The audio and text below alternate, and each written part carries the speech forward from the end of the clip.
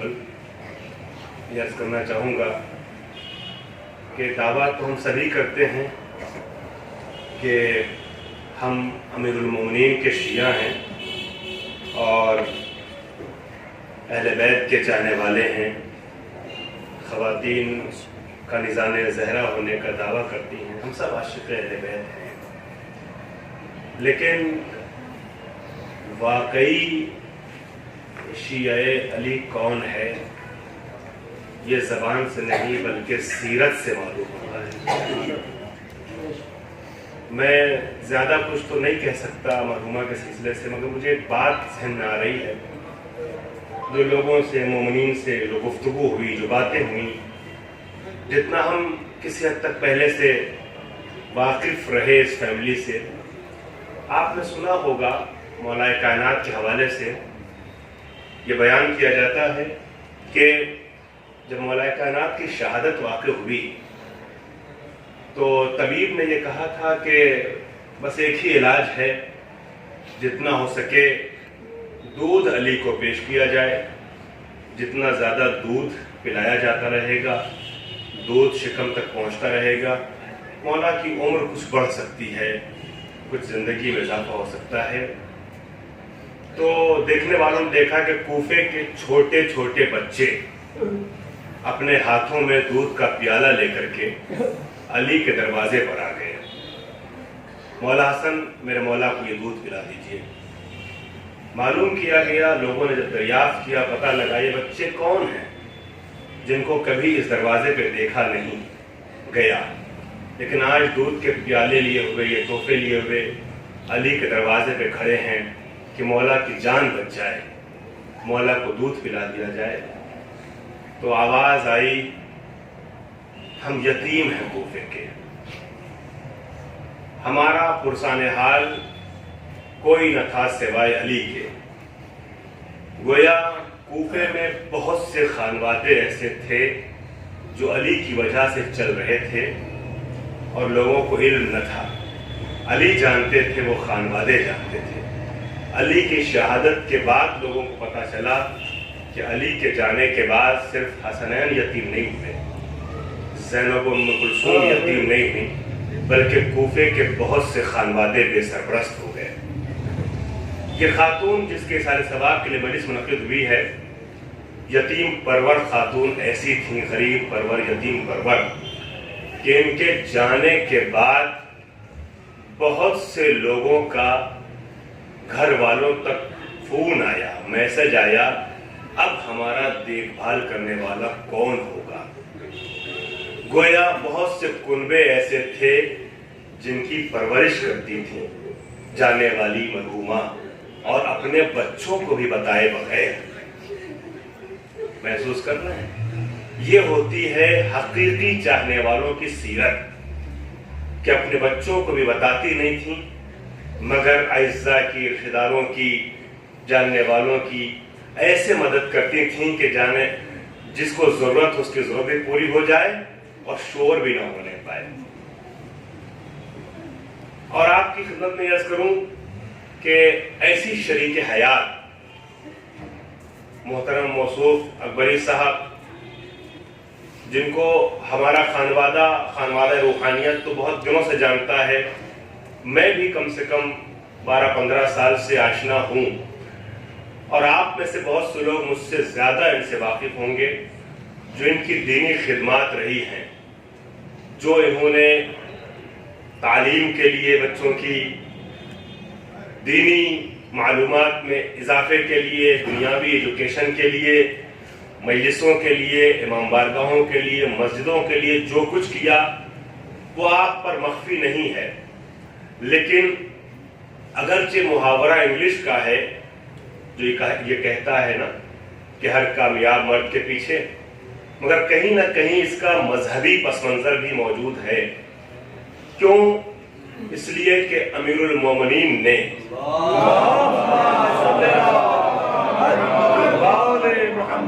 جناب فاطمہ سے عہد کے بعد جب دوسرے دن یا کچھ دن بعد امیر المومنین سے سوال کیا رسول اکرم نے، تم نے میری بیٹی کو کیسا پایا؟ تو فرمایا کہ نعم العون علی طاعت اللہ، اللہ کی اطاعت کی راہ میں سفر کرنے میں بہترین شریک سفر پایا۔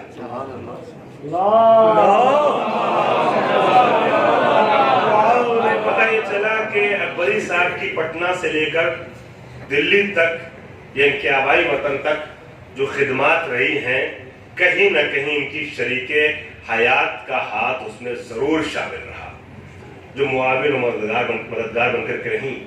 یہ ہلکا سا اشارہ کیا گیا ہے، اس کی تفصیل بیان کی جائے تو ایک مجلس کا وقت کم پڑ جائے گا کہ کس طریقے سے مجلسوں کے لیے علماء جو ان کے گھر پر تشریف لاتے تھے، ان کے سلسلے سے، مہمانوں کے حوالے سے جو خدمتیں انجام دیتی تھیں۔ عزیزان گرامی، اگر ان چیزوں کو بیان کیا جائے تو پوری ایک مجلس کا وقت درکار ہے، مگر ایک جملہ تو یہ کہہ ہی سکتا ہوں کہ فاطمہ زہرا کی کنیز اور علی کی چاہنے والی کو ایسا ہی ہونا چاہیے کہ جب اس کا ذکر ہو تو ایک مجلس کا وقت کم لگنے لگے۔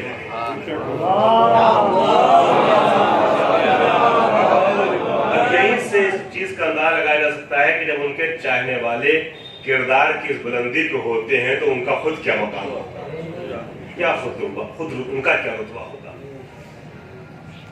ماں آپ جانتے ہیں نا، حدیث مشہور ہے الجنت تحت اقدام الامہات۔ آخری بات تمہید عرض کر رہا ہوں، مجھے یاد دیجیے گا، الجنت تحت اقدام الامہات، جنت ماں کے قدموں کے نیچے، یہ مشہور ہے۔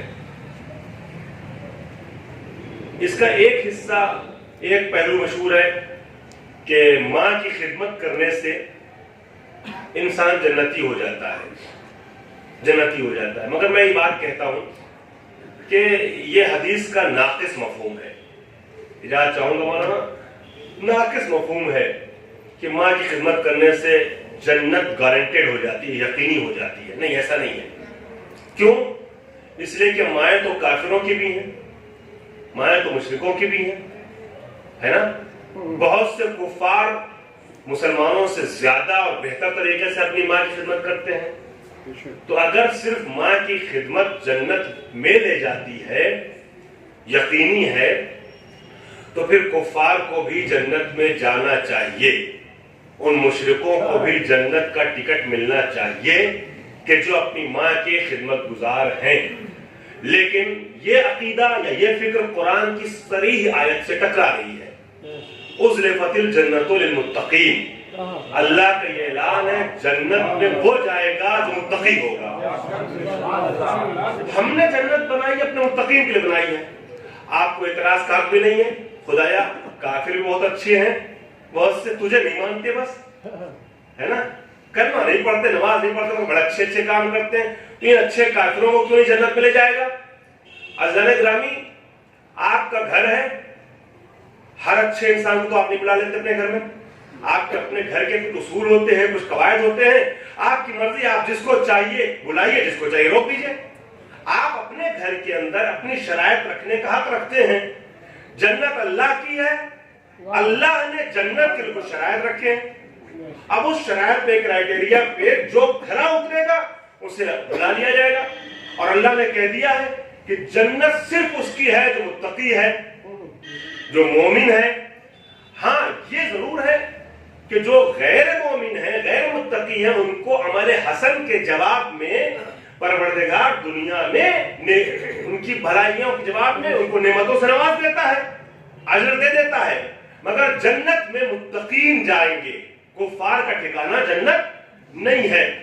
تو ایک طرف تو آیت صاف صاف کہہ رہی ہے کہ جنت کافروں کی جگہ نہیں ہے، مشرکوں کی جگہ نہیں ہے، دوسری جانب آپ یہ دیکھتے ہیں کہ حدیث کا مفہوم یہ مشہور ہے کہ جو ماں کا خدمت گزار ہو وہ جنت میں جائے گا۔ تو حدیث آیت سے اگر ٹکرا جائے تو حدیث پیغمبر ہے، دیوار پہ دے مارو، دیوار پہ دے مارو۔ تو عزیزان گرامی، یہ سکے کا صرف ایک رخ ہے۔ یہ ضرور ہے کہ ماں کا نافرمان، ماں یا باپ، ماں کا نافرمان بیٹا یا بیٹی، ماں کی نافرمان اولاد، یہ جنت میں نہیں جا سکتی۔ جنت میں جانے کی دو شرط ہے کم سے کم، ایک تو مشرک نہ ہو، مومن ہو، دوسرے ماں باپ کا موتی و فرمانبردار بچہ. ماں باپ اگر ناراض ہے تو بچے کا ٹھکانہ جنت نہیں ہے, جنت میں نہیں جا سکتا بچہ. لیکن ضروری نہیں ہے کہ اگر ماں باپ راضی ہو تو جنت میں چلا ہی جائے, ورنہ کفار میں چلے جائیں گے, مشرکی میں چلے جائیں گے. تو یہ سکے کا صرف ایک رخ ہے. یہ حدیث جو بیان ہوتی ہے الجنت تحت اقدام الامہات, ماں کے قدم کے نیچے, نہیں, ماں کے قدم کے نیچے جنت. اس کا مطلب صرف یہ نہیں ہوا کہ ماں کی خدمت سے جنت. اس سے زیادہ امپورٹنٹ رخ ہے جو مشہور نہیں ہے, جو بیان نہیں ہوتا عام طور پہ, وہ یہ ہے کہ کل مولود یولد علی فطرت الاسلام. ہر بچہ فطرت اسلام پہ پیدا ہوتا ہے. جب بچہ دنیا میں آتا ہے تو مسلمان ہوتا ہے, اللہ کی طرف سے مسلمان بنا کے بھیجا جاتا ہے. یہ اس کے والدین ہیں کہ یحودانہ وینصرانہ وغیرہ, کہ جو یہودی اور نصرانی اور مجوسی اور کافر بنا دیتے ہیں. تو بچہ آیا تھا جنتی بن کر کے. اب بچے کو جنت کے راستے پہ چلانا ماں کا کام ہے. اب یہ ماں ہے کہ ایسے نقش قدم استوار کرے اپنے بچوں کے لیے کہ اس نقش قدم پہ چلتے چلتے بچہ جنت پہ چلا جائے. اگر ماں غلط راستے کا انتخاب کرے گی اپنی زندگی میں اور تربیت غلط کرے گی تو جنت میں جاتا ہوا بچہ جہنمی ہو جائے گا. الجنت تحت اقدام الامہات ایک اہم رخ یہ ہے کہ ایسی تربیت کی جائے بچے کی. ماں کی بڑی ذمہ داریاں ہوتی ہیں. ماں چاہے تو جہنم میں جاتے بچے کو جنت میں داخل کر دے اپنی تربیت کے نتیجے میں. ماں چاہے تو جنت میں جاتے ہوئے بچے کو جو جنت میں جانے کے لیے بھیجا گیا ہے اسے جہنم بھیج دے اپنی تربیت کے نتیجے میں. عزیزان گرامی, ماں کی ذمہ داری بڑی اہم ہوتی ہے. ماں کی تربیت بہت اہم ہوتی ہے. جانے والی جہاں بہترین شریک حیات تھی وہیں بہترین ماں بھی تھی. میں یہی کہنا چاہ رہا ہوں جعفر بھائی محترم اور ان کے برادران اور خواہران, ان کے جو اطوار ہیں, جو عادات ہیں, جو طور طریقے ہیں, جو دینی خدمات ہیں, میں مسلسل کئی سال سے جعفر بھائی کے ساتھ دیکھ رہا ہوں, محسوس کر رہا ہوں. بہت سی دینی خدمتیں ان کی ایسی ہیں جو عوام پر آشکار نہیں ہیں, لوگوں کو پتہ نہیں ہے, لیکن اپنے پروفیشن کو مذہب کے اسٹرکچر میں ڈھال دینے کا ہنر جن لوگوں کو آتا ہے ان میں سے ایک جعفر بھائی ہے. ایسی اولاد کو پروان چڑھانے والی ماں کے سارے ثواب کے مجلس منعقد ہوئی ہے. میں چند جملے عرض کرنا چاہ رہا ہوں. موضوعات بہت سے ذہن میں آئے, لیکن چونکہ مجلس سے گم ہے, ایسی مجلس میں بہتر یہ ہوتا ہے کہ کچھ موت کا تذکرہ ہو جائے سیوم کی مجلس میں, اور دوسرے جانے والی کنیز جناب زہرا تھیں, لہذا کچھ تذکرہ جناب فاطمہ کرنا چاہوں گا. فضائل میں کچھ تذکرہ موت کے حوالے سے, مسائل میں بھی فاطمہ کا ذکر. انشاءاللہ دونوں مناسبتیں جمع ہو جائیں گی. ایک بار اور صلی اللہ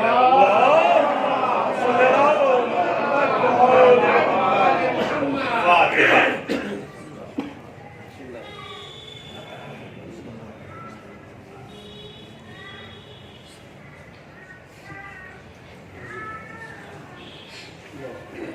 لا حول ولا قوة الا بالله العلي العظيم. اعوذ بالله من الشيطان الرجيم. بسم الله الرحمن الرحيم. الحمد لله رب العالمين والصلاة والسلام على سيد المرسلين وآله الطاهرين سيما علي أمير المؤمنين.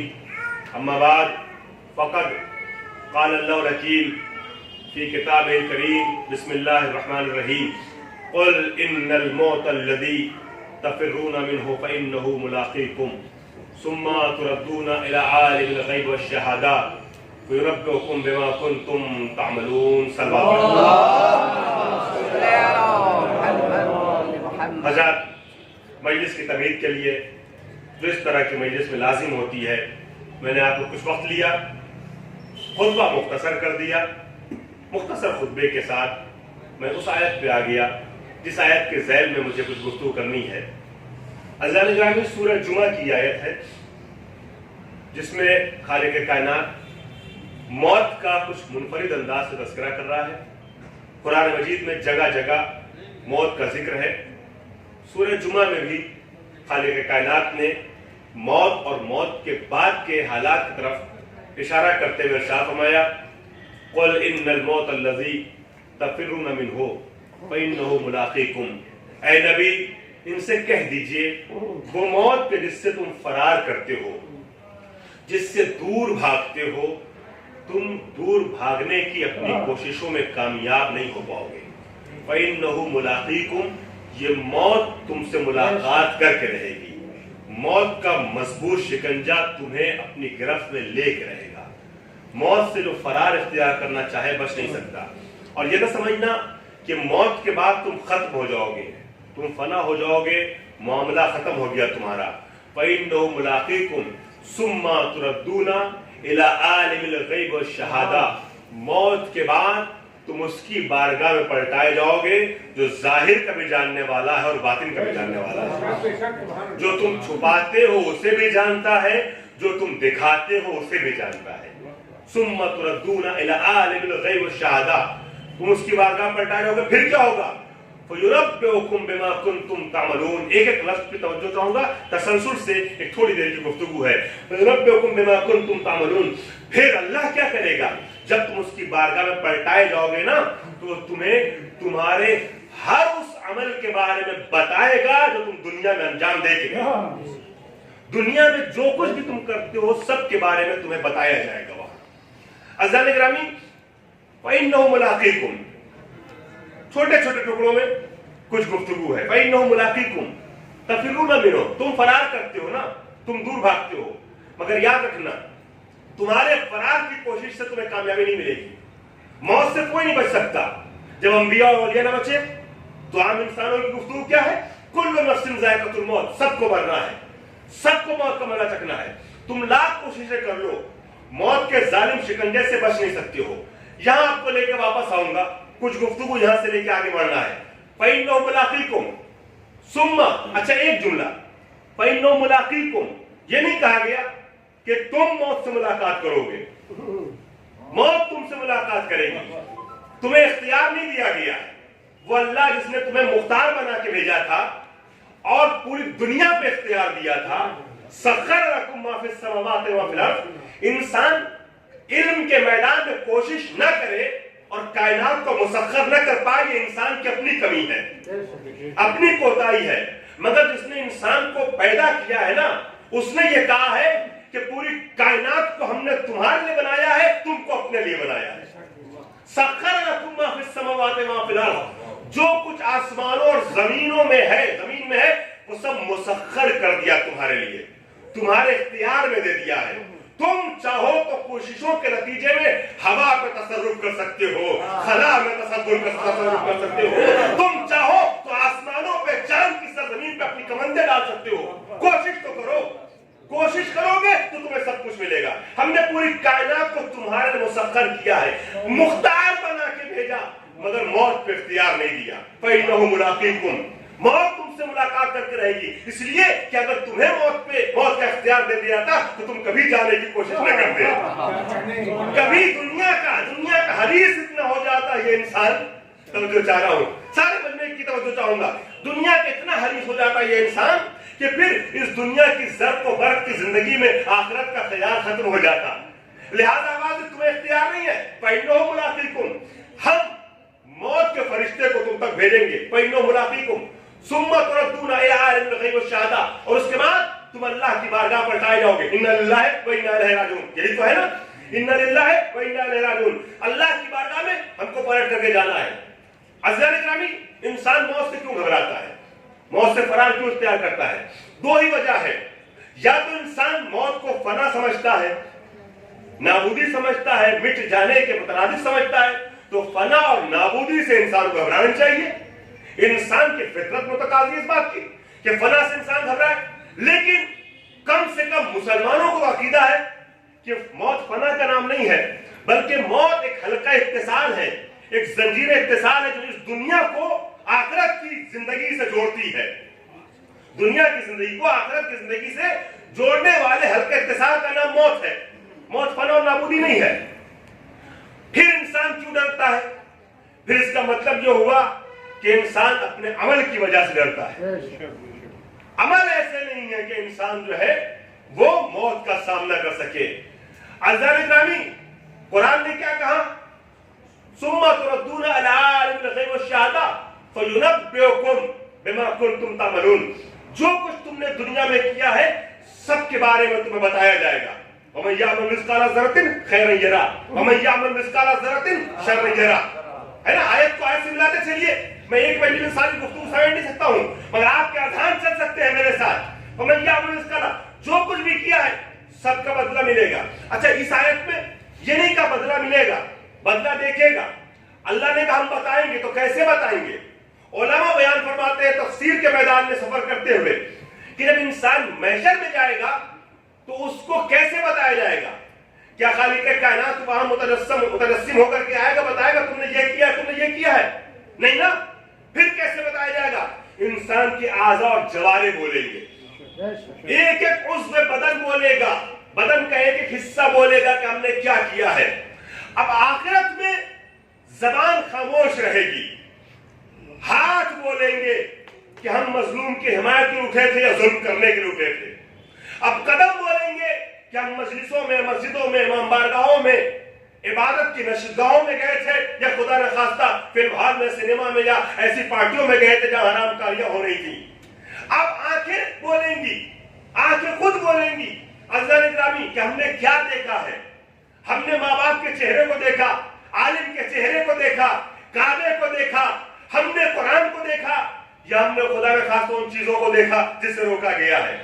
اب کان بولیں گے کہ ہم نے کیا سنا ہے، ہم نے مجلسیں سنی، ہم نے اذان سنی، ہم نے تلاوتیں سنی، یا ہم نے خدا نہ خواستہ موسیقی سنی ہے، ہم نے گانا سنا ہے۔ اب ہمارے کان ایک ایک عضو بولے گا، زبان خاموش رہے گی۔ زبان کو بولا جائے گا، حکم ہوگا کہ ٹھہر جا، اس کو تھی خاموش ہو جا، اس لیے کہ زبان دنیا میں بہت بول چکی، بہت بول چکی۔ اب آخرت میں زبان کے بولنے کا محل نہیں ہوگا۔ زبان نے جتنا چاہا گناہ کیا یہاں، اللسان، مولا فرماتا اللسان رأس کل خطیہ، زبان ہر برائی کی جڑ ہے۔ صرف زبان پر گفتگو کی جائے تو ایک مجلس کا وقت چاہیے۔ اللسان رأس کل خطیہ، ہر برائی کی جڑ یہ زبان ہے۔ زبان وہ ہے کہ اس نے دنیا میں بہت فساد برپا کیے، دو بھائیوں کو آپس میں لڑوا دیا، بہن بھائی میں دراڑ ڈال دی، ماں باپ اور اولاد میں اختلاف پیدا کر دیا، پڑوسیوں میں جھگڑے کروا دیے۔ یہی زبان ہے جس نے رشتہ داروں کو ایک دوسرے سے دور کر دیا، یہی زبان ہے جس نے تہمت بھی لگائی، یہی زبان ہے جس نے غیبت بھی کی، یہی زبان ہے جس نے چغلی بھی کی، یہی زبان ہے جس نے لڑوایا بھی، یہی زبان ہے جس نے فساد برپا کیا، یہی زبان ہے جس نے مومن کا دل بھی دکھایا، یہی زبان ہے جس نے جھوٹ بھی بولا، یہی زبان ہے جس نے خدا کی طرف، رسول کی طرف جھوٹی باتوں کو منسوخ بھی کر دیا۔ یہ زبان بہت کچھ کر چکی ہے، لیکن اب زبان خاموش رہے گی۔ محشر میں زبان خاموش رہے گی، ایک ایک عضو بولے گا، اور کوئی تعجب نہ کرے ہاتھ کیسے بولے گا۔ جو خدا اس زبان میں گویائی رکھ سکتا ہے وہی خدا یہاں کے بجائے یہاں بھی گویائی عطا کر سکتا ہے۔ وہ خدا جو درختوں میں گویائی عطا کر سکتا ہے وہ انسان کے اعضاء جسمانی میں گویائی رکھ سکتا ہے۔ خدا قادر مطلق ہے، زبان کو خاموش کر دے گا۔ اب انسان کا ایک عضو بولے گا ہم نے کیا کیا ہے، تو عمل کی وجہ سے انسان ڈرتا ہے کہ عمل ایسے نہیں ہے کہ کس طریقے سے جائے، لہذا موت سے انسان ڈرتا ہے۔ عزیزان گرامی، جب موت آتی ہے نا تو کبھی کبھی موت کی کیفیت سے بھی انسان ڈرتا ہے، مگر میں یہ عرض کرنا چاہوں گا کہ موت کی کیفیت سے خوف تو آتا ہے، لیکن تسلی کے لیے عزیزان گرامی ذرا سا ذہنی سکون حاصل کرنے کے لیے چھٹے امام کی روایت کافی ہے۔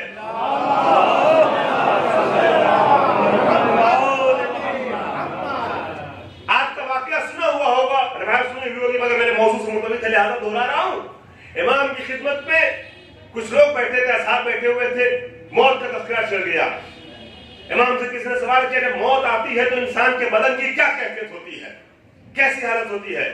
تو امام کہتے ہیں خاردار درخت ہے، ببول کا درخت ہے نا، کانٹے دار درخت، خاردار درخت کے اوپر سلک کی، ریشم کی چادر ڈال کے جب کھینچتے ہیں نا تو ریشمی چادر جیسے تار تار ہوتی ہے نا، اسی طریقے سے روح نکلتے ہوئے بدن کی کیفیت ہوتی ہے انسان کی۔ ایسی اذیت ناک منزل ہوتی ہے، لوگ تھر تھر کانپنے لگے، رونے لگے، پریشان ہو گئے۔ امام اپنے چاہنے والوں کو تسلی دیتے ہوئے کہتے ہیں نہیں گھبراؤ نہیں، یہ سب کے لیے موت کی کیفیت ہے، لیکن ہمارے چاہنے والوں کو موت ایسے آتی ہے جیسے پھول سے خوشبو نکل جاتی ہے اور پتہ نہیں چل پاتا ہے، اسی طریقے سے موت آتی ہے جیسے پھول سے خوشبو نکلتی ہے۔ مگر ساتھ میں آپ دیکھیں گے، اور یہ آپ نے دیکھا ہوگا، کبھی کبھی کچھ اچھے افراد بھی ہیں، مومنین بھی ہیں، جو تڑپ تڑپ کے دنیا سے جاتے ہیں، بستر عدالت پہ اذیت میں رہتے ہیں، تکلیف میں رہتے ہیں۔ بعض اوقات جو ناسمجھ افراد ہوتے ہیں وہ کبھی کا کوئی بھی کینہ نکالتے ہوئے کہتے ہیں، اس کے خلاف ٹونٹ کرتے ہوئے، دیکھو دیکھو یہ سزا بھگت رہا اور ایسا اور ویسا ہے اور برا آدمی تھا۔ یہ برا آدمی کوئی ضروری نہیں ہے، ہو سکتا اچھا آدمی بھی ہو، لیکن موت اس طریقے سے آ رہی ہے۔ اس کی وجہ امام فرماتے ہیں، چھٹے امام کی روایت ہے، امام کہتے ہیں کہ دیکھو جب کسی کے پاس جاؤ نا عیادت کے لیے، مریض ہے، بستر عدالت پر ہے، موت سے بالکل نزدیک ہے، موت کی حالت میں ہے، تکلیف میں اور درد میں اس کو مبتلا، دیکھو میں اپنے نوجوان بھائیوں سے ایک پیغام دینا چاہ رہا ہوں امام کے جملے کے حوالے سے، جب اس کو دیکھو بستر عدالت میں تڑپتا ہوا نا، تو خبردار ہاتھوں کو اٹھا کے کبھی یہ دعا نہ کرنا کہ خدایا اس کی تکلیف کم کر دے، ہرگز یہ دعا نہ کرنا کہ خدا اس کی تکلیف کم کر دے، اس کی مشکل آسان کر دے، یعنی اپنے دل میں یہ ہو کہ اس کو اٹھا لے، دل میں یہ ہو خیال کہ یہ دنیا سے چلا جائے، اور زبان پہ یہ ہو کہ اس کی مشکل آسان ہو جائے۔ کہہ رہے امام فرماتے گناہ ہے کسی مریض کی عیادت کے لیے جاؤ تو چاہے تمہیں مرتا ہوا نظر آئے تب بھی اس کی شفا کے لیے دعا کرو، تب بھی شفا کے لیے۔ جتنی بھی تکلیف دہ حالت میں مریض ہو، تمہیں اختیار نہیں ہے یہ دعا کرنے کی کہ اٹھا لے، شفا کی دعا کرو، اور بہت اچھا ہے کہ اس یقین کے ساتھ کرو کہ ایسے انسان کو بھی شفا مل سکتی ہے، اس لیے کہ شفا ڈاکٹر نہیں دیتے ہیں، شفا ہم اور تم نہیں دیتے ہیں، شفا اللہ دیتا ہے۔ ہوا بھی ہے کئی بار ایسا جن مریضوں کو ڈاکٹروں نے کہہ دیا لا علاج ہو گیا، وہ شفا پا گئے ہیں، تو شفا کے لیے دعا کا حکم ہے۔ یہ اجازت نہیں ہے کہ خدا مشکل آسان کر دے، اس کی تکلیف کم کر دے، مطلب دنیا سے اٹھا لے، آرام ہے۔ کیوں؟ اس کی وجہ کیا؟ عجیب سی ہو سکتا ہے آپ کو بات لگے، مگر میں اپنی طرف سے نہیں کہہ رہا ہوں کہ گناہ ہے یہ کہنا کہ خدا مشکل آسان کر دے۔ کیوں؟ اس کی وجہ یہ امام فرماتے ہیں کہ کبھی کبھی ایسا ہوتا ہے، میں تھوڑا سا آپ کا وقت یہاں پہ لے رہا ہوں، زیادہ مجھے تھوڑا وقت اور دیجیے گا، لیکن اہم بات پیش کرنا چاہ رہا ہوں۔ عزیزان گرامی، امام فرماتے ہیں کہ انسان نے جو گناہ کیا نا، اس گناہ کا بدلہ اسے ملے گا۔ مرنے کے بعد کہاں جائے گا؟ گنہگار جہنم میں جائے گا، جہنم میں جائے گا۔ اور جو مومن ہے نا، مومن یا جہنم میں جائے گا نہیں، شفاعت انشاءاللہ ہو جائے گی اس کی محشر میں۔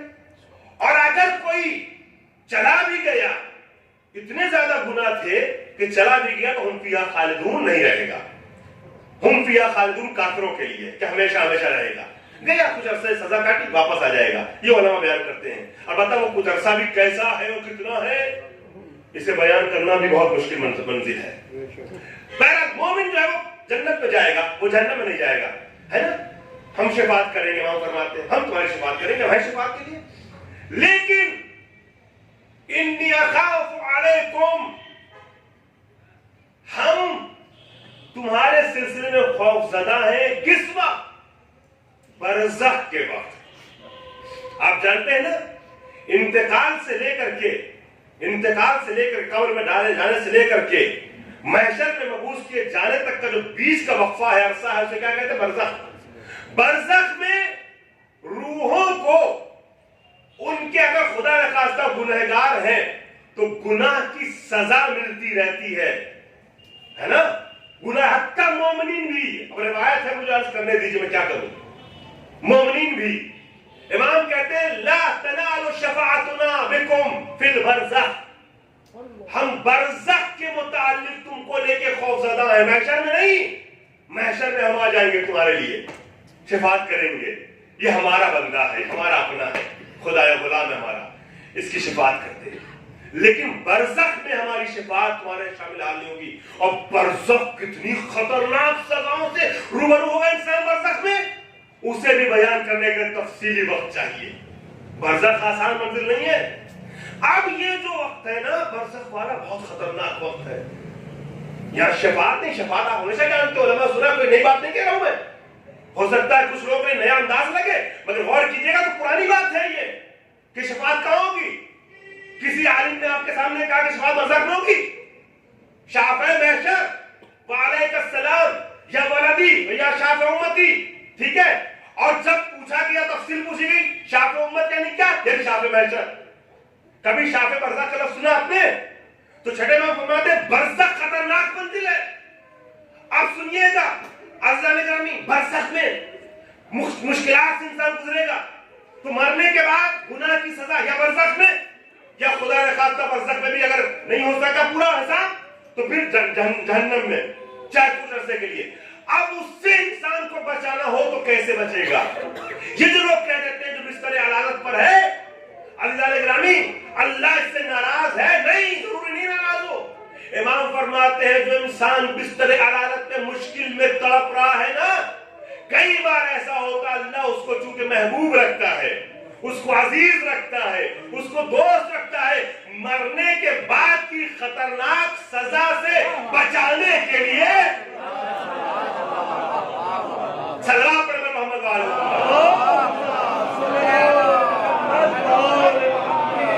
ہمارا پیغام پہنچ گیا, بات پہنچ گئی. مرنے کے بعد کی خطرناک منزلوں سے بچانے کے لیے یہ اللہ کا لطف ہوتا ہے کہ بستر عدالت میں تکلیف میں مبتلا کرتا ہے. یعنی اللہ چاہتا ہے کہ یہ جو ہمارا بندہ مومن ہے یہ دنیا سے پاک اور صاف اٹھے, بہت خطرناک منزلوں کا سامنا نہ کرنا پڑے. تو یہ اللہ کی محبت ہے اور یہ اللہ کی رحمت ہے. بستر عدالت تم جو دعا کر رہے ہو اس کو اٹھا لے تو یار رحمت کو کاٹنے کی دعا کر رہے ہو. جو گناہ ہے عبادت نہیں ہے, ثواب نہیں ہے.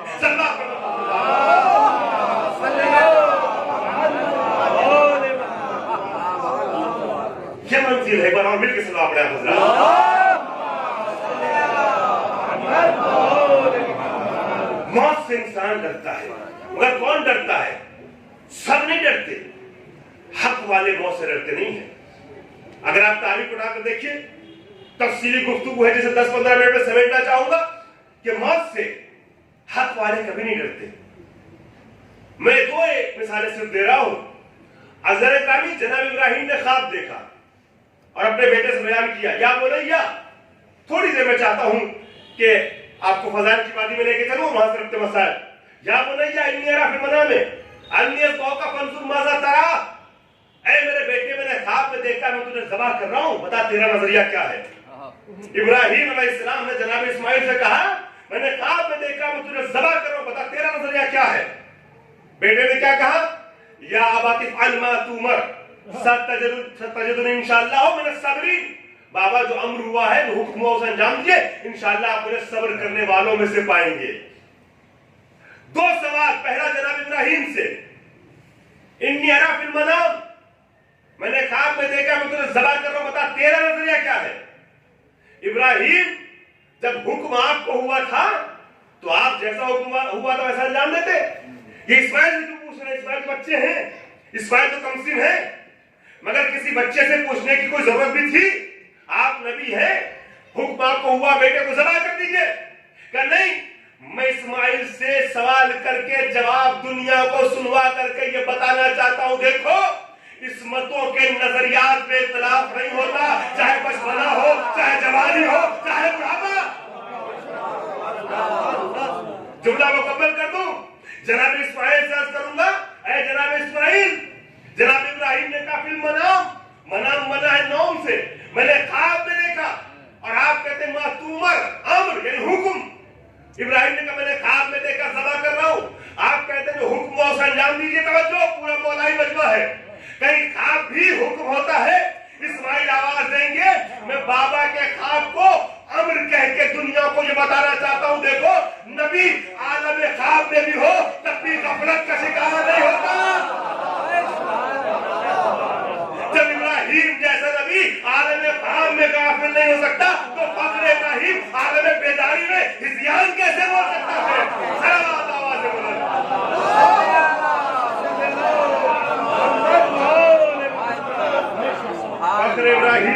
عالم خواب میں ہذیان، عالم بیداری میں ہذیان کیسے بول سکتا ہے؟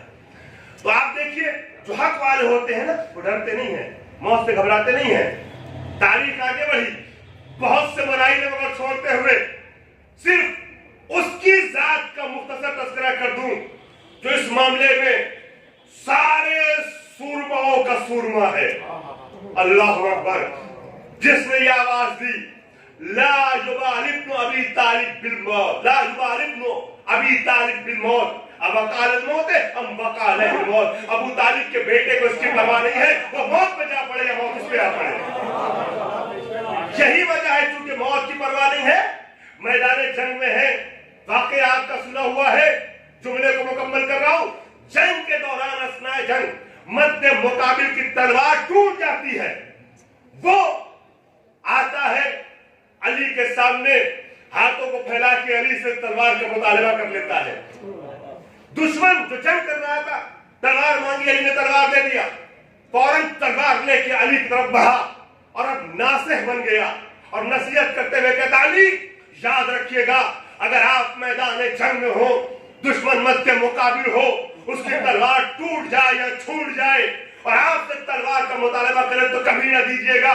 علی نے سونے کے حرفوں سے لکھا جانے والا جملہ بیان فرمایا، علی کہتے سن، جب تک تو مجھ سے محو جنگ تھا اس وقت تک دشمن راہ خدا تھا، مجھ پر جہاد واجب تھا، لیکن جب تو نے تلوار کا مطالبہ کر دیا تو صاحب راہ خدا بن گیا اور مجھ پر عطا واجب ہو گئی۔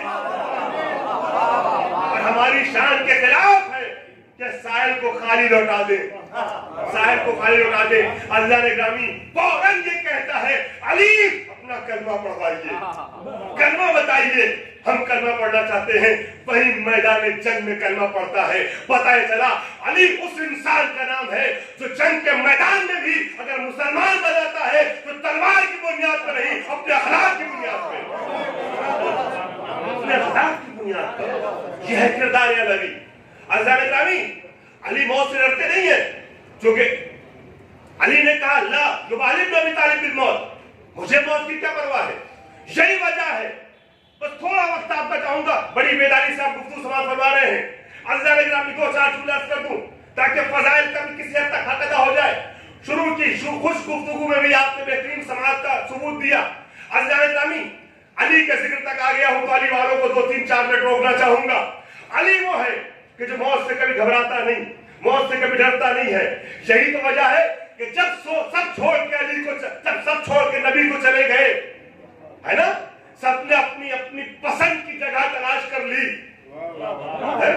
نبی کو چھوڑ کے میدان سے بھاگتے ہوئے، تو اس وقت وہ جو موقع شناس تھا، عزیزان گرامی جو جانتا تھا کہاں تلوار چلانی ہے اور کہاں روکنی ہے، ان لوگوں میں سے نہیں تھا کہ جو جہاں پر تلوار روکنی ہے، بس میرے ساتھ آنے والے نے جب گستاخی کی تو فوراً تلوار کھینچ لی، نبی کو ڈانٹ کے بٹھانا پڑا، خبردار جہاں جوہر دیکھ دکھانا وہاں پہاڑیوں پہ جاتے ہو، اور جہاں جوہر صبر دکھانا ہے وہاں تلوار چلانے کو بےتاب ہو۔ ان لوگوں میں نہیں تھا، بلکہ وہ علی کہ جو موقع شناس تھا، جانتا تھا کہاں تلوار چلانی ہے کہاں روکنی ہے۔ اس علی نے جب دیکھا کہ پورا مجمع میدان نبی کو چھوڑ کے بھاگ رہا ہے، نبی ایک خرابے میں گرے ہوئے ہیں، ایک کھنڈر میں گرے ہوئے ہیں، زخمی حالت میں دندان شکستہ، تو اس وقت اس موقع شناس نے اپنی کھچی ہوئی تلوار کو نیام میں رکھا۔ علی والے ایک جملہ آپ کے حوالے کر رہا ہوں، قدر کرنا میرے بزرگوں اور بھائیوں، عزیزوں، اپنی کھچی ہوئی تلوار کو نیام میں رکھا اور خرابے ایک طرف جھکے۔ عزیزان گرامی خرابے ایک طرف جھکنے کے بعد علی نے نبی کے دونوں بازوؤں کو تھاما اور بازوؤں کو تھامنے کے بعد باہر نکالا، ہاتھوں میں بلند کیا، ہاتھوں میں بلند کر کے فرمایا من قال قتل محمد، کس نے کہا محمد مارے گئے، ھذا محمد رسول اللہ، یہ محمد اللہ کے رسول ہے۔ اللہ کچھ اس طریقے سے علی نے کچھ اس خلوص سے یہ نعرہ بلند کیا تھا کہ صاحب قرآن کے ذہن میں ایک قرآنی میٹر گردش کرنے لگا، حل جزاء الاحسان الا الاحسان، تو سیاح آج علی تم نے ہاتھوں کو اٹھا کے ہزاروں کے مجمع میں میری رسالت کا اعلان کیا ہے، وقت آنے دو میں بھی تمہیں ہزاروں کے مجمع میں ہاتھوں کو اٹھا کے تمہاری ولایت کا اعلان کروں گا۔ من کنت مولا ہو فہذا علی المولا۔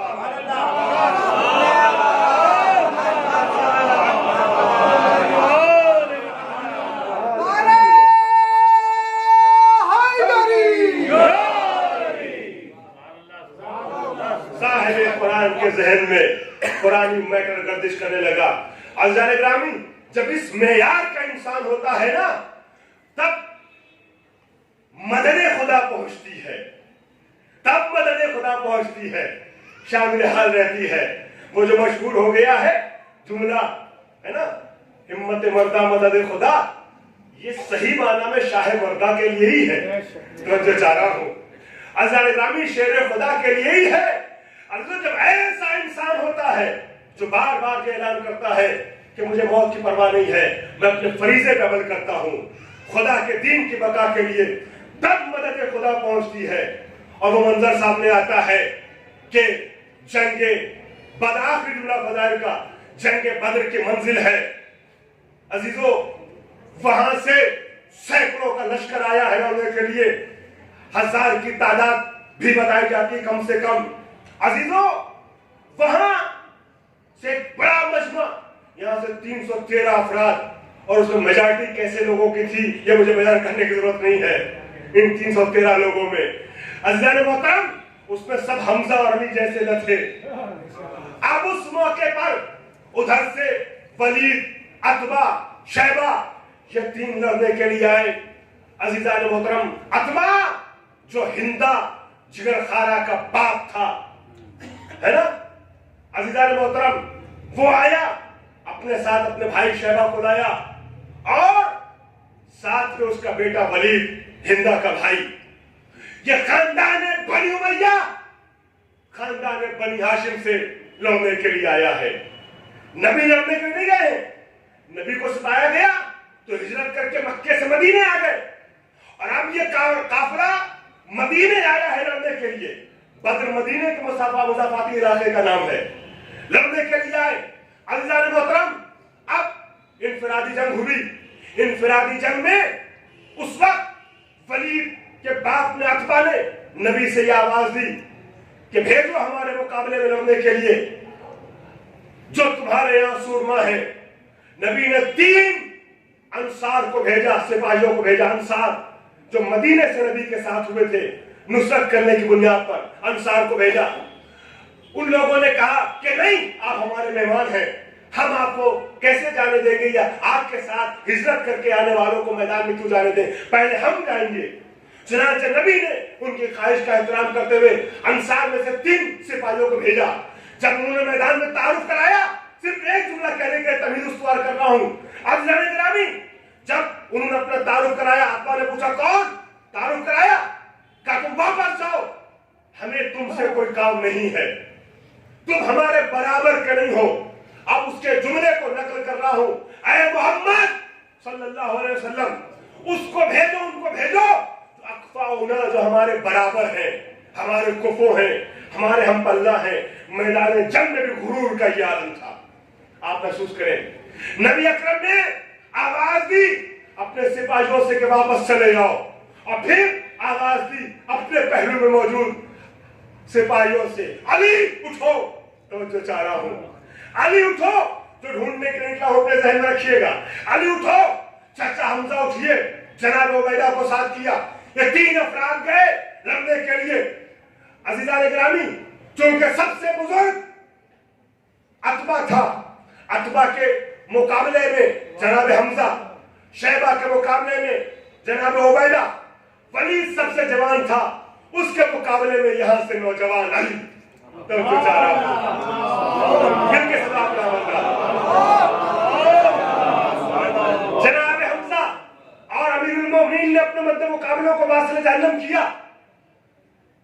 شیبہ نے جناب عبیدہ کو شہید کیا، علی اور حمزہ نے مل کے شیبہ کو واصل جہنم کیا۔ اب اس کے بعد گروہی جنگ شروع ہوئی، اجتماعی جنگ شروع ہوئی، سب ایک دوسرے سے لڑائی کر رہے ہیں۔ जंग में मुसलमान फतह हुए। अब उसके बाद जंग के बाद तफसीलें छोड़ दिया मैंने। जंग के बाद कुश्तों को शुमार किया गया कि किसके कितने कुश्ते। तो मुसलमानों की जानिब से शहीद होने वालों की तादाद थी 14, कुफ्फार की तरफ से मारे जाने वालों की तादाद थी 70। अब अरब के दस्तूर के एतबार से शनासाई होने लगी।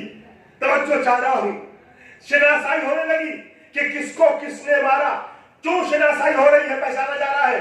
इसलिए कि अरब का दस्तूर ये था, जो जिसका कातिल होता था मकतूल का सारा माल कातिल का होता था।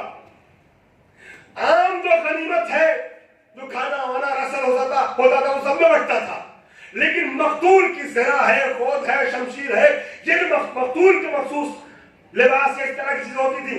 ये कातिल जो होते थे अल्लाह ग्रामी, अब पहचान होने लगी किसको किसने मारा। तो पता ही चला उन 70 में से ये 34 वो है जिनको फला ने मारा, फला ने मारा, फला ने मारा, फला ने मारा। 36 मैयतें ऐसे ही पड़ी रह गई। मेरे नौजवान भाइयों मेरे साथ आना, 36 कुफ्फार के जनाजे ऐसे ही पड़े रह गए। कोई दावादार नहीं आया कि हमने मारा। सबने पहचान लिया कि ये अली है इनके कातिल। ये सारे मकतूल जो है ना, इनको कत्ल करने वाला मुजाहिद अली है। अली के जरिए मारे जाने वाले मकतूलों को ऐसे भी पहचानना आसान होता था, चूंकि न अली तलवार लेते थे, न खोद लेते थे, न ज़रा लेते थे। तभी तो अमर इब्न अब्दुल की बहन ने जंग खंदक में कसीदा पढ़ा था अली का, अपने भाई के कातिल का। अब अज़हर ग्रामी 36 अली ने मारे, 34 सबने। अब आयत सुनिएगा, कुरान में नसरकुमुल्लाह बेबद्री, नसरकुमुल्लाह बेबद्री। अज़ीज़ान ग्रामी, ये साले सवाब की मजलिस है। मैंने मौत को उन्वान से गुफ्तगू की है, मगर क्या किया जाए, जब अली का तज़किरा आएगा तो फजीलत का गोशा तो आना ही आना है। मुझे 2 जुमले पढ़ने दीजिए और रब्त मसाइल। अज़ीज़ों, नसरकुमुल्लाह बेबद्री, अल्लाह ने बद्र में तुम्हारी नुसरत की, बद्र में मदद की। जब नबी से पूछा कि इस आयत का मतलब क्या है, तो नबी फरमाते हैं कुरान है ये। नबी फरमाते हैं अल्लाह ने जंग के बद्र में फरिश्ते भेजे थे जो मुसलमानों की जानिब से लड़ रहे थे। फरिश्तों का लश्कर आया था मदद खुदा, जो अली का हमने कहा बन करके कुफ्फार से मुकाबला कर रहा था, है ना अज़ीज़ान ग्रामी। अब जंग बद्र में मुसलमानों की तरफ से लड़ने वाले कितने गिरोह हुए? 3 गिरोह। मुसलमानों का पूरा लश्कर, फरिश्तों का पूरा लश्कर, अमीरुल मोमिनीन की ज़ात अक़दस। अज़ीज़ान ग्रामी, जब कुश्तों को शुमार किया गया तो फिर पता ये चला कि 34 में 70 में से 34 सबने मारे, 36 अली ने मारे। मालूम ये हुआ कि जो काम फरिश्ते और इंसान मिलके करते हैं उससे ज्यादा अकेले हमारा अली करता है। अकेले हमारा अली करता है। आखिरी जुमला, अब मैदान से भागने वाले हर तरफ से भाग रहे हैं। भागने वाले ये कहते भाग रहे हैं, भागो भागो अली आ रहे हैं, भागो भागो अली आ रहे हैं।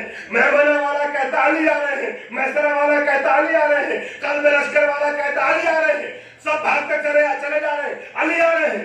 जो जख्मी मक्के पहुंचे, शहर में वारिद हुए, जख्मियों से पूछा गया, अंधे लंगड़े लूले अजीजों पूछा गया किसने हमला किया? अली ने। भाई ये क्या माजरा है? ये हर तरफ वाला क्यों कह रहा भागो भागो अली आ रहे हैं? 2 ही सूरत है, या ये मानो कि अली इतना मौजूदनुमा है कि अकेला होता है, मैदान के 4 जानिब नजर आता है, या ये मानना पड़ेगा कि पूरे हिजाज में फरिश्तों को भी अगर कोई चेहरा अच्छा लगा तो अली का था।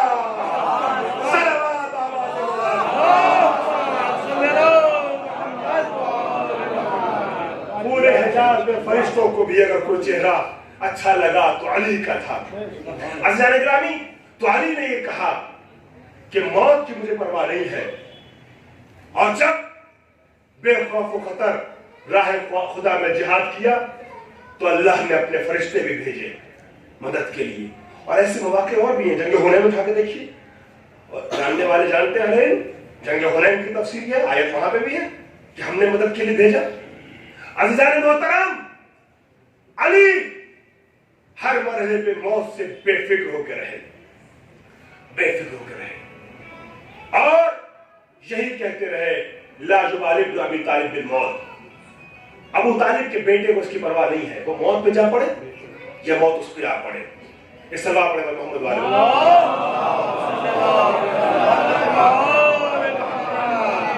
कभी अली ने मौत की परवाह नहीं की, मगर अली का जुमला क्यों मौत की परवाह नहीं की? ये तो मैंने आपके सामने अर्ज किया, जो हक वाले होते मौत से नहीं डरते। इस बात को साबित किया करबला के अली ने कि अली मौत से क्यों नहीं डरते थे, मौत की परवाह क्यों नहीं करते थे। जब इमाम हुसैन ने जनाब अकबर से पूछा, कई फाइंदकल मौत, बेटा मौत तुम्हारे नजदीक कैसी है? और जनाब कासिम का तो जुमला आप सबके ज़हन महफूज है, मगर जनाब अकबर ने जरा सा मुख्तलिफ जुमला फरमाया है, अपने दादा के जुमले की तशरीह की है। अली ने क्या कहा कि ला युबाली बिन अबी तालिब, अबू तालिब का बेटा मौत से नहीं डरता, मौत उस पे आ पड़े जब वो मौत पे जा पड़े। क्यों? अली के लफ्ज को इस्तेमाल करते हुए अली के जुमले को अली अकबर ने वाज़ेह किया। जब इमाम हुसैन ने पूछा मौत कैसी है तुम्हारे नजदीक, आवाज दी ला उबाली, ला उबाली लफ्ज को लफ्ज से मिलाइएगा, ला उबाली बिन मौत मा दुमना अलल हक। बाबा जब तक हम हक पे हैं हमें मौत की परवाह नहीं है। गोया अली अकबर बता रहे हैं, मेरे दादा ने इसलिए कहा था मैं मौत से बेपरवाह हूं क्योंकि मेरा दादा हक पे था, मेरा दादा हक पे था, हमें मौत की परवाह नहीं है। अज़ीज़ान गिरामी, इस सारे सवाल की मजलिस है और एक बेहतरीन शरीक हयात और एक बेहतरीन और मिसाली मां, जिसके सारे सवाल के लिए फर्श अज़ा का इनेकाद, फर्श अज़ा को बिछाया गया, मजलिस का इनेकाद किया गया। मैंने शुरू में चंद जुमले तमीज़न मरहुमा के हवाले से पेश किए। जाने वाली का सबसे बड़ा इफ्तिखार यह था कि वो कनीज़ फातिमा ज़हरा थी और फातिमा के लाल के लिए फर्श अज़ा बिछाती थी। आपने सुना इससे पहले, फर्श अज़ा का एहतमाम करती थी, फर्श अज़ा बिछाए जाने का एहतमाम हमेशा किया करती थी। और सिर्फ फर्श अज़ा ही नहीं, मजलिस से नहीं, बल्कि खुशी के मौक़ों पे महफिल के लिए फर्श बिछाती थी। उनकी अपनी एक डायरी थी जिसमें सारी मुनासिबतें मरकूम होती थी कि कब खुशी का दिन है और कब गम का दिन है। उनकी खुशी में खुश होती थी, उनके गम में रोती थी। शियतुना खुलिकु मिन फाज़िलतिना यफरहूना लिफरहिना व यहज़ुनूना लिहुस्निना। इमाम ने फरमाया, छठे इमाम ने, कि हमारे शिया हमारी फाज़िलतीनत से बनाए गए हैं, हमारी खुशी में खुश होते हैं, हमारे गम में गमज़दा होते हैं। ये जाने वाली इसी सीरत पे अमल करती थी कि उनकी खुशी में खुशी का फर्श बिछाती थी, उनके गम में गम की फर्श अज़ा बिछाती थी। अज़ादाना ने मज़लूम करबला चूंकि बानिया फर्श अज़ा थी, अज़ा हुसैनी का एहतमाम करती थी, लिहाजा मुझे जिक्र हुसैन पर मजलिस को खत्म करना है, मगर वादा किया है कनीज़ ज़हरा थी, मैं जिक्र जनाब ज़हरा से जिक्र हुसैन तक आपको लेके जाऊंगा। एक जुमला सिर्फ हुसैन इब्न अली के हवाले से मजलिस खत्म कर दूंगा। अजीजों, जनाब फातिमा से मंसूब महीना भी चल रहा है। यही महीना वो है जिसमें बीबी की विलादत भी हुई और यही महीना वो है जिसमें बीबी की शहादत भी हुई। यकीनन आपने अय्याम फातिमा में मसाइब भी सुने होंगे, मगर आज दोहरी मुनासिबत है, जनाब फातिमा की मजलिस है, जनाब फातिमा की कनीज़ का गम है, अहले गम को पुरसा देना है। अगर आपका दिल चाहे तो आज फातिमा और हुसैन का पुरसा इमाम ज़माना को दे दीजिएगा। अजीजों, बड़ी अजीब मंजिल है। कोई भी मां मरती है ना तो बच्चे रोते हैं, गिरिया करते हैं, फरियाद करते हैं। कोई शरीक हयात अगर वफादार शरीक हयात रुखसत हो जाए तो शौहर तड़पता है। मैं आपकी खिदमत में एक एक दो मिसाल देना चाहूंगा कि फातिमा के जाने पे बच्चों ने कैसे गिरिया किया और फातिमा के जाने पे अली ने कैसे गिरिया किया। अज़ीज़ान गिरामी, अली के एक जुमले से मजलिस का आगाज कर दूं, मसाइब की इब्तिदा कर दूं ताकि आप सब रोने पे आमादा हो जाए। अली मुर्तज़ा ने हमारे सामने गमज़दा शौहर मौजूद है, शरीक हयात ने निस सदी तक साथ रहने वाली शरीक ने साथ छोड़ दिया। यकीनन मलाल होगा, गम होगा। अजीजों, अगर शरीक हयात मुआविन हो, हम सफर हो, मददगार हो, अपने उमूर की अंजामदही में यकीनन शौहर के लिए बहुत सख्त होता है। सब्र कर पाना सबके लिए तकलीफ दे है। जब अली जैसा इमाम फातिमा के जाने पे तड़पा था, आप जानते हैं अली मुर्तजा ने फातिमा के जनाजे पे खड़े होकर जुमला कहा था, दर्द से भरी हुई सारी दास्तानों को समेट दिया था। मैं बच्चे के गिरिए पे, बेटे के गिरिए पे आ रहा हूँ, औलाद के गिरिए पे आ रहा हूँ, मगर शौहर की तसल्ली के लिए एक जुमला। अज़ीज़ान गिरामी, मौलाए कायनात जो ज़माने का मुश्किल कुशा है, बीवी का गम क्या होता है, ज़ौजा का गम क्या होता है, सुनेंगे अज़ीज़ों। मौलाए कायनात ज़माने का मुश्किल कुशा है, जिसके साथ अंबिया की सफ़े है, मलाइका की सफ़े है, सारी सफ़े अली के साथ है, इस्मत माफ सफ़े अली के हमराह है। मगर अली जनाजे में फातिमा के खड़े होकर कहते, बीबी आपके बाद अली अकेला हो गया।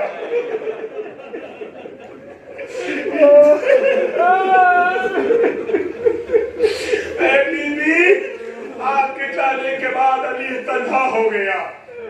अल्लाह, आप सब गिरिया करेंगे, यकीनन आवाज़ गिरिया बुलंद हुई, मगर अभी वैसे नहीं जैसे जमाने का इमाम चाहता है।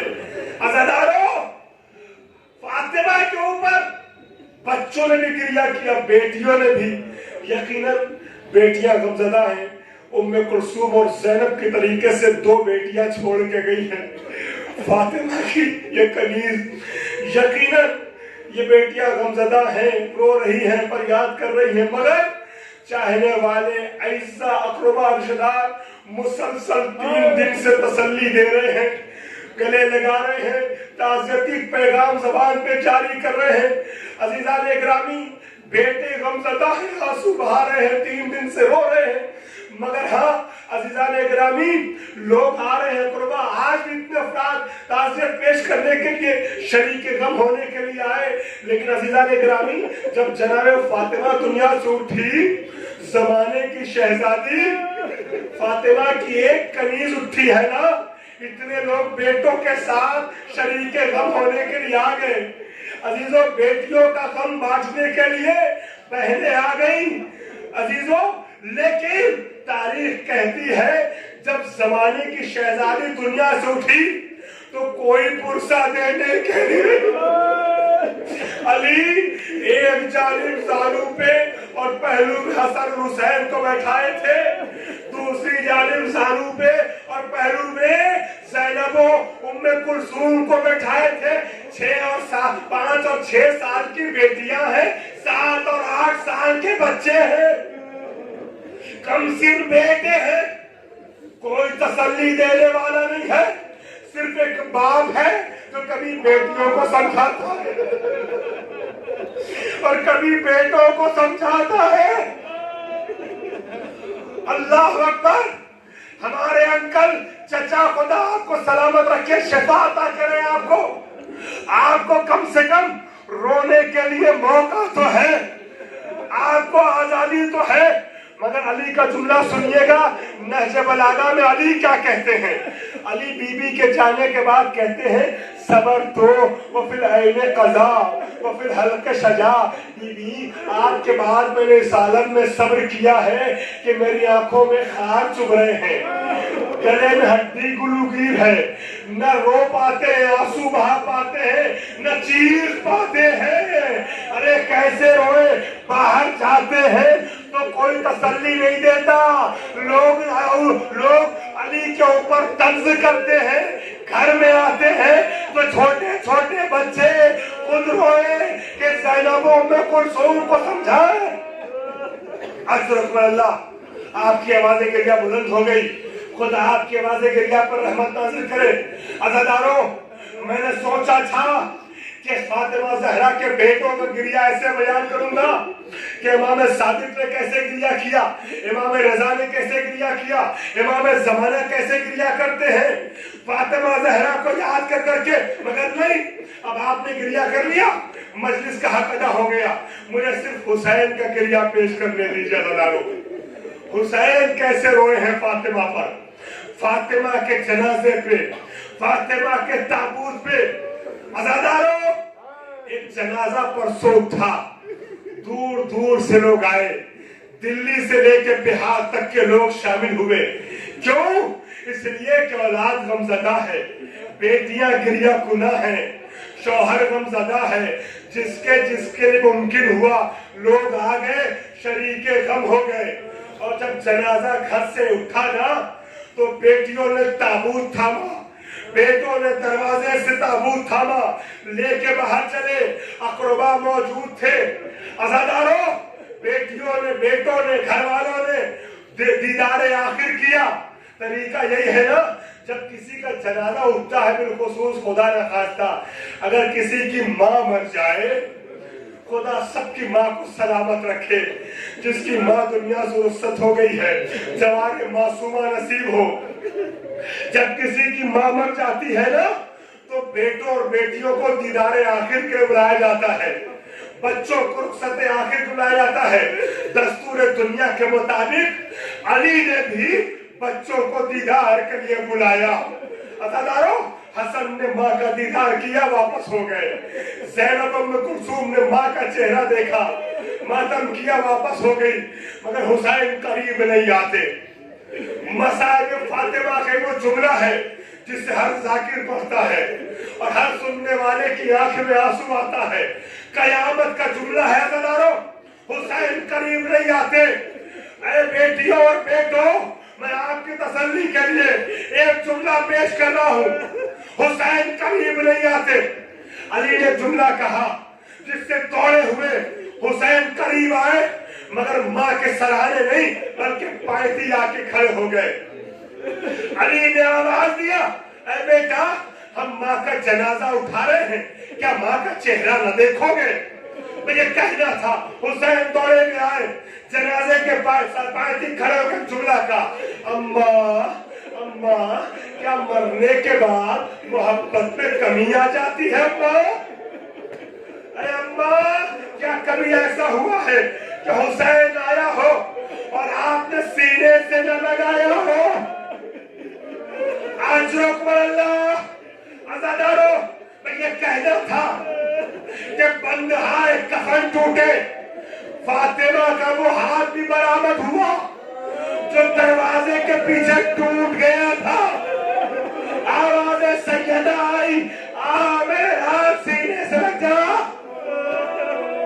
حسین ماں کے سینے سے لپٹے، رونا شروع کیا۔ حسین کی آواز گریہ بلند ہوئی، جبریل امین آ گئے، آواز دی، اے علی، حسین کو ماں کے سینے سے لگ کر لیجئے ورنہ قیامت آ جائے گی۔ کیا ہو گیا؟ کہا مولا، اس منظر کو دیکھ کے جنت میں نبی گریہ کناں ہے، نبی کو روتا دیکھ کر کے صف انبیاء اور ملائکہ میں تلاطم برپا ہے۔ علی آگے بڑھے، آخری ملازداروں، حسین کو فاطمہ کو حسین کا پرسہ دے دو۔ علی آگے بڑھے، شانہ ہلایا، بیٹا ماں کے سینے سے الگ ہو جا، ماں کے سینے سے الگ ہو جا۔ حسین نے آواز دی، اماں میں آپ کے سینے سے۔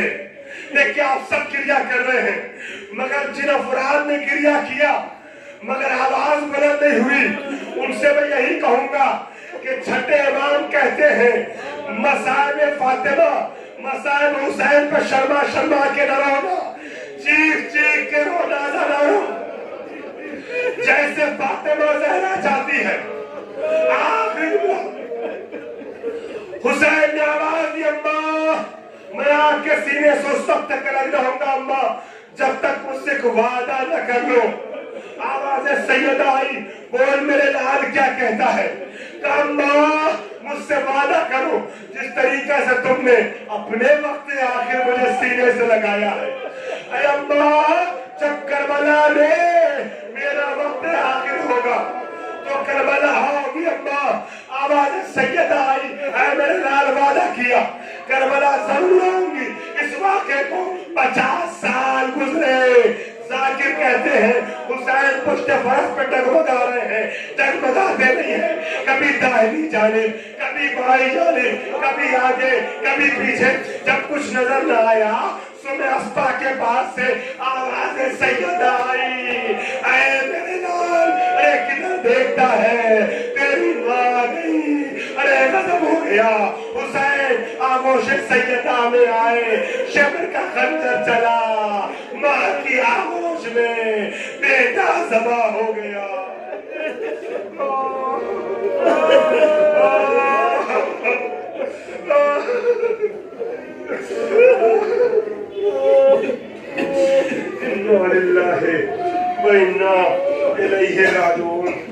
परवरदिगारम तुझे वास्ता है ऐसे कहते सलाम का हमारे नमाज को कबूल फरमा ले।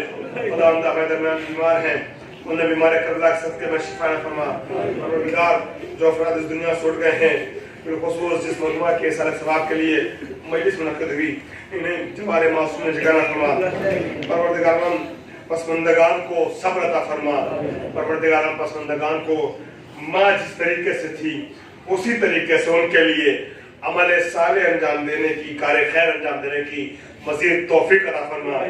परवरदिगारम वारिस करबला मोहम्मद ज़मान के ज़ुहूर में तारीफ़ फरमा और हम सबको उनके नास में शुमार फरमा।